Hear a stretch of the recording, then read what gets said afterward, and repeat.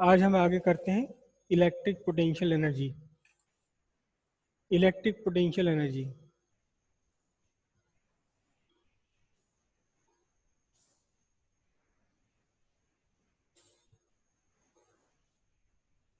ये potential energy है, और अक्सर पोटेंशियल एनर्जी फाइंड करने के लिए हमारे पास मेथड होता है कि हम सिस्टम पर वर्क डन फाइंड करते हैं, work done on the system to bring the system into the new condition. Example इसका क्या है, 9th क्लास में आपने पढ़ा, एक बॉडी है, ये अर्थ सरफेस पर रखी है, इसका मास m है, इसे आपने अर्थ ग्रेविटी के अगेंस्ट उठाने के लिए इस पर एक फोर्स अप्लाई करी mg, और आपने उठा करके इसे यहाँ तक पहुँचा दिया h तक। तो कितना आपको वर्क करना पड़ा, फोर्स इंटू डिस्टेंस। फोर्स लगी थी mg, डिस्टेंस हुआ h, तो सिंपल सी बात है mgh। और ये जो वर्क है यही ग्रेविटेशनल पोटेंशियल एनर्जी बन गया इसका mgh। किसी भी सिस्टम की पोटेंशियल एनर्जी फाइंड करने का तरीका ये होता है कि पता लगाओ सिस्टम पर कितना वर्क किया गया है उसे इस कंडीशन तक लाने के लिए, और जितना भी वर्क किया गया वही पोटेंशियल एनर्जी हो जाती है सिस्टम की। तो अब सिस्टम की पोटेंशियल एनर्जी, यहाँ इलेक्ट्रिक पोटेंशियल एनर्जी है पोटेंशियल एनर्जी ही।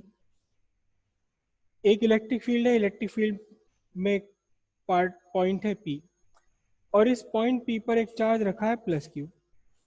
तो इसकी जो पोटेंशियल एनर्जी है, पोटेंशियल एनर्जी कितनी होगी, पोटेंशियल एनर्जी का मीनिंग होगा वर्क डन। वर्क डन कहां से कहां तक, to bring the particle, to bring the particle from infinity to P। Charge particle को इंफिनिटी से आप लेके चले, इंफिनिटी से पॉइंट P तक लाने में आपको जितना भी वर्क करना पड़ा, जितना भी वर्क करना पड़ा, यही पूरा का पूरा वर्क हो जाएगा इसकी electric potential energy. Work find करने के 10 तरीके होते हैं, जैसे चाहो वैसे आप वर्क फाइंड करो, लेकिन वर्क फाइंड कर लीजिए। एक चार्ज पार्टिकल है, इलेक्ट्रिक फील्ड में रखा है, इलेक्ट्रिक फील्ड में यहाँ तक लाने के लिए कितना वर्क करना पड़ेगा, इसके ऊपर W वर्क करना पड़ेगा। तो वर्क हुआ W, ठीक है।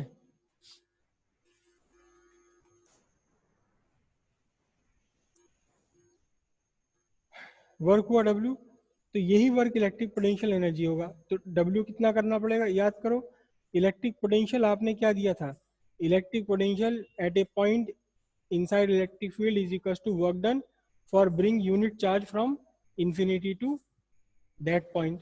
मैंने यहाँ चार्ज Q नॉट नहीं लिया, बल्कि चार्ज ले लिया है मैंने Q। तो कितना वर्क करना पड़ा, W is equal to QV। ये QV ही इलेक्ट्रिक पोटेंशियल एनर्जी है, U is equal to QV joule, क्योंकि एनर्जी है तो जूल में ही होगी ये। QV is the electric potential energy of charge particle placed inside electric field. कैसे फाइंड करी आपने, इन्फिनिटी से चार्ज पार्टिकल को पॉइंट P तक लेकर आए, जितना भी काम करना पड़ा यही वर्क इसकी पोटेंशियल एनर्जी हो गया। यहाँ पर टेस्ट चार्ज की बात नहीं हो रही है, यहाँ टेस्ट चार्ज की बात नहीं हो रही, जो चार्ज है आपका उसी चार्ज को लेकर के आना है इन्फिनिटी से पॉइंट P तक इनसाइड इलेक्ट्रिक फील्ड।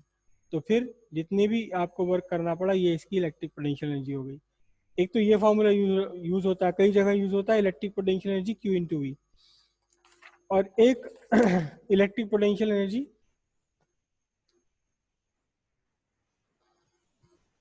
दो पॉइंट चार्जेस हैं आपके पास, एक है Q1 और दूसरा पॉइंट चार्ज है Q2। एक दूसरे से रखे हुए हैं ये R डिस्टेंस पर, एक दूसरे से R डिस्टेंस पर ये रखे हुए हैं। तो इस एक सिस्टम बन गया, एक सिस्टम बन गया, ऐसा सिस्टम बन गया जिसमें कि आपके पास 2 पॉइंट चार्जेस हैं, 2 पॉइंट चार्जेस का एक सिस्टम बन गया है। अब इस सिस्टम की एनर्जी कितनी होगी, सिस्टम की एनर्जी कितनी होगी, मैं इस पॉइंट को O लिखता हूँ, इस पॉइंट को मैं लिखता हूँ P। OP डिस्टेंस है आपकी R। तो अभी हमने देखा कि इलेक्ट्रिक पोटेंशियल एनर्जी फाइंड करने के लिए जो चार्ज रखा है उस चार्ज को मल्टीप्लाई कर दो उस वोल्टेज से जिस पॉइंट पर वो रखा हुआ है, उस पॉइंट के वोल्टेज से। तो मैं अगर इस Q2 को Q2 को मल्टीप्लाई कर दूं, किससे मल्टीप्लाई कर दूं? उस पोटेंशियल से जो पोटेंशियल पॉइंट P पर है, किसके कारण? Q1 के कारण। Q1 ने अपने चारों तरफ अपनी विसिनिटी में इलेक्ट्रिक फील्ड इंड्यूस किया और इलेक्ट्रिक फील्ड के साथ साथ इलेक्ट्रिक पोटेंशियल भी है। तो Q1 का जो भी पोटेंशियल है पॉइंट P पर, उस पोटेंशियल को मल्टीप्लाई कर दिया जाए किससे? Q2 से मल्टीप्लाई कर दिया जाए, तो फिर एनर्जी आ जाएगी। तो अब यहाँ देखिए ध्यान से, Vp ड्यू टू Q1 के कारण पॉइंट P पर पोटेंशियल कितना? 1/4 pi epsilon naught Q1 by R, volt या जूल पर कूलम। याद रखिएगा, ये पॉइंट चार्ज का इलेक्ट्रिक पोटेंशियल पीछे भी हम फाइंड कर चुके हैं। पॉइंट चार्ज का इलेक्ट्रिक पोटेंशियल किस वाले चार्ज का इलेक्ट्रिक पोटेंशियल फाइंड करा? Q1 चार्ज का इलेक्ट्रिक पोटेंशियल फाइंड कर लिया। कहाँ पर? पॉइंट P पर फाइंड कर लिया। तो इस तरह से अब आपका, अगर आप इस Q2 को इन्फिनिटी से लेकर आए, कहाँ तक लेकर आए? पॉइंट P तक लेकर आए, तो आपको कितना वर्क करना पड़ेगा? आपको वर्क करना पड़ेगा Q2 इंटू Vp। अब Vp कितना निकल गया आपका? Vp ऑलरेडी आपके पास है ही, तो ये बना आपका 1/4 pi epsilon naught Q1 Q2 by R, joule per coulomb या फिर वोल्ट। और यही वर्क है electric potential energy of the system. ये इलेक्ट्रिक पोटेंशियल एनर्जी Q2 की नहीं है, ये इलेक्ट्रिक पोटेंशियल एनर्जी Q1 की भी नहीं है, ये इलेक्ट्रिक पोटेंशियल एनर्जी एक सिस्टम की है, डायनेमिक सिस्टम की है, जिसमें Q1 और Q2 कंटेन्ड है। न Q2 की एनर्जी है ना Q1 की, क्योंकि इसके अगेंस्ट अगर आप Q2 को रखें और Q1 को इन्फिनिटी से लेकर आए पॉइंट O तक, तब भी आपको वर्क इतना ही करना पड़ेगा। याद कीजिए, इलेक्ट्रिक पोटेंशियल के फॉर्मूले से हमने ये सब ड्राइव किया था। तो फिर electric potential energy of a 2 point charge system 1/4 pi epsilon naught Q1 Q2 by R, joule per coulomb. ये इलेक्ट्रिक पोटेंशियल एनर्जी हो गई इस पूरे सिस्टम की। अगर आप कुछ ऐसा काम करें कि Q1 को आपने फिक्स किया हुआ, जबरदस्ती फिक्स किया हुआ, और Q2 को आप छोड़ दें, चलने के लिए छोड़ दें, तो Q1 और Q2 क्योंकि दोनों ही सेम है, दोनों ही पॉजिटिव है, तो Q2 रिपेल करेगा और चलता चला जाएगा दूर तक। अब ये वाली सारी की सारी पोटेंशियल एनर्जी, जो पूरे सिस्टम की पोटेंशियल एनर्जी थी, ये potential energy as kinetic energy of Q2 की फॉर्म में कन्वर्ट हो जाएगी। इसके अगेंस्ट आपने Q2 को फिक्स कर दिया किसी भी तरीके से और Q1 को छोड़ दिया जा, तो Q1 चलना शुरू कर देगा ड्यू टू रिपल्शन। अब यही सारी की सारी जो पोटेंशियल एनर्जी दोनों की थी, पूरे सिस्टम की थी, यही पोटेंशियल एनर्जी अपियर होगी as kinetic energy of Q1। Potential energy, जब तक पोटेंशियल एनर्जी है तब तक ये दोनों की है, कंबाइंड है। दोनों में से ये भी नहीं कह सकते कि आधी Q1 के पास है और आधी Q2 के पास है, ना, किसी के पास नहीं है। ये पोटेंशियल एनर्जी सिस्टम की है। किस सिस्टम की है? एक ऐसा सिस्टम जो सिस्टम बना हुआ है चार्ज Q1 और Q2 से। चार्ज Q1 और Q2 से बने हुए सिस्टम की एनर्जी है 1/4 pi epsilon naught Q1 Q2 by R। Clear हो इतनी बात ये? और अगर आपके पास मोर देन 2 चार्जेस हैं, मोर देन 2 चार्जेस अगर आपके पास होंगे, तो फिर कैसे पोटेंशियल एनर्जी फाइंड करेंगे? सपोज आपके पास 3 चार्जेस हैं, एक Q1 है, दूसरा Q2 है और ये Q3 है। Q1 और Q2 के बीच का डिस्टेंस, Q1 और Q2 के बीच का डिस्टेंस मैं लिखता हूँ R12। Q2 और Q3 के बीच का डिस्टेंस मैं लिखता हूँ R23। और Q1 और Q3 के बीच का लिख रहा हूँ डिस्टेंस R13। तो अब इस पूरे सिस्टम की एनर्जी कितनी होगी? ध्यान से देखिए, यही सिस्टम बन रहा है अब भी 2 पॉइंट चार्ज सिस्टम है, लेकिन इसमें 3 जोड़े बन गए। एक तो Q1 Q2 के साथ में, दूसरा Q2 Q3 के साथ में और तीसरा Q1 और Q3 के साथ में। तो यहाँ से जो टोटल पोटेंशियल एनर्जी आपकी निकल कर आएगी इस पूरे सिस्टम की, 1/4 पाई एप्सिलॉन नॉट कॉमन, और फर्स्ट और सेकंड चार्ज कितना? Q1 Q2 और इनके बीच का डिस्टेंस R12 प्लस सेकंड और थर्ड चार्ज Q2 Q3 और इनके बीच का डिस्टेंस R23, और फर्स्ट और थर्ड का पेयर क्या बनेगा? Q1 Q3 divided by R13। तो ये आपकी टोटल पोटेंशियल एनर्जी हो जाएगी पूरे सिस्टम की, जूल में। जूल पर कूलम नहीं, जूल पर कूलम वोल्टेज होता है। ये जूल में एनर्जी हो गई।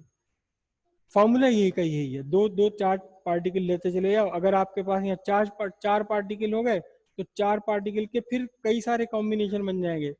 फिर तीन चार कॉम्बिनेशन नहीं बनेंगे, ज्यादा कॉम्बिनेशन बनेंगे, एक दो तीन, ये चार पार्टिकल है। ये Q1 है, ये Q2 है, ये Q3 है, ये Q4 है। तो एक पहले Q1 लो, Q1 का Q2 के साथ, Q1 का Q3 के साथ, Q1 का Q4 के साथ, तीन। फिर Q2 का Q3 के साथ, Q2 का Q1 के साथ हम ले चुके हैं, तो Q2 का Q4 के साथ, तीन और दो पांच हो गए। फिर Q3 का Q1 के साथ ले चुके, Q3 का Q2 के साथ ले चुके, और एक और। तो छह, टोटल 6 पेयर यहाँ बन जाएंगे, और यहाँ 6 बार आपको लिखना पड़ेगा। इस फॉर्मूले एक बात ध्यान रखने वाली है कि यहाँ जो चार्जेस हैं ये इनको साइन के साथ लेने, इसको प्रॉपर साइन के साथ लेने। अगर Q1 Q2 दोनों पॉजिटिव है तो दोनों को आपने पॉजिटिव लिखना है। लेकिन Q1 और Q2 में से अगर Q2 निगेटिव है तो यहाँ Q1 को पॉजिटिव सब्स्टिट्यूट करेंगे और Q1 को निगेटिव सब्स्टिट्यूट करेंगे, और फिर U की वैल्यू भी निगेटिव आएगी। और अगर दोनों ही निगेटिव है तो Q1 Q2 दोनों ही निगेटिव सब्स्टिट्यूट किए जाएंगे, और U की वैल्यू फिर से पॉजिटिव आ जाएगी। अब इस पॉजिटिव या निगेटिव का मीनिंग क्या है देखो। अगर आपके पास Q1 प्लस में Q2 प्लस में है तो इन दोनों की जो पोटेंशियल एनर्जी है सिस्टम की वो पॉजिटिव निकल कर आएगी। अगर आपके पास Q1 निगेटिव है और Q2 भी निगेटिव है, Q2 भी निगेटिव है, तो भी इन दो इस पूरे सिस्टम की एनर्जी पॉजिटिव निकल कर आएगी। और बाय द वे दोनों में से कोई एक, अगर Q1 पॉजिटिव है और Q2 आपका निगेटिव है, तो U कितना निकल कर आएगा, निगेटिव। और अगर निगेटिव है Q1, सॉरी हाँ निगेटिव है Q1 और पॉजिटिव है Q2, तो भी U की वैल्यू कैसी आएगी, निगेटिव आएगी। अब इस निगेटिव या पॉजिटिव का मतलब क्या होता है? मतलब ये है कि अगर पोटेंशियल एनर्जी पॉजिटिव आ रही है तो work is done on the system. System पर वर्क किया है आपने। कैसे वर्क किया है कि Q1 के रेस्पेक्ट में Q2 था इन्फिनिटी पर, Q2 था बिल्कुल इन्फिनिटी पर, और इन्फिनिटी से इस Q1 को पॉइंट P तक लाने के लिए आपको रिपल्शन ओवरकम करना पड़ेगा, क्योंकि Q1 Q2 को लगातार रिपल करेगा। उस रिपल्शन के अगेंस्ट आप Q2 को साथ पास लेकर आ रहे हैं, तो फिर आपको वर्क करना पड़ेगा। Work done on the system is positive. Thermodynamics अगर आपको याद हो 11th क्लास की, हालांकि एक जन्म हो चुका है उस पूरे चैप्टर को किए हुए, फिर भी कभी कभी पुराने जन्मों की याद आ जाती है। Work done on A thermo any system is positive, work done on A system is positive. अगर दोनों के दोनों आपके निगेटिव हैं तो Q1 निगेटिव है, Q2 निगेटिव, Q2 आप ला रहे हो, उसके पास में रिपल्शन होगा, आपको वर्क करना पड़ेगा, वर्क करना पड़ेगा, सिस्टम की एनर्जी होगी पॉजिटिव। लेकिन अगर दोनों में से कोई एक पॉजिटिव दूसरा निगेटिव है, अगर Q1 पॉजिटिव है Q2 निगेटिव है, तब आपको इसको पास लाने के लिए वर्क करना नहीं पड़ेगा, तो खींचा चला जाएगा अपने आप ही अट्रैक्शन के कारण। तो वर्क किसने किया, सिस्टम ने वर्क किया। अब ये वर्क कहलाया जाएगा negative. Work done by system negative, work done by system negative. तो जब दोनों चार्ज आपके सेम नेचर के हैं तब आपके इस चार्ज सिस्टम की एनर्जी पॉजिटिव है, और अगर चार्ज आपके निगेटिव पॉजिटिव है तो फिर आपके इस चार्ज सिस्टम की निगेटिव एनर्जी है। यहाँ इस एग्जाम्पल में जब हमने 3 लिए थे, अगर सपोज आपका Q2 निगेटिव है तो यहाँ आपको निगेटिव रखना होगा, यहाँ निगेटिव रखना होगा। यानी Q1 और Q2 के पेयर की एनर्जी पॉजिटिव है, Q2 Q3 के पेयर की एनर्जी निगेटिव, Q2 और Q1 के एनर्जी की भी निगेटिव हो जाएगी। जहां जहां Q2 आ रहा है आपको वहां पर माइनस रखना पड़ेगा, तो ये माइनस, ये माइनस, और ये वाली एनर्जी प्लस की रहेगी। बात सबको ये क्लियर हुई है, बताइए। Yes sir.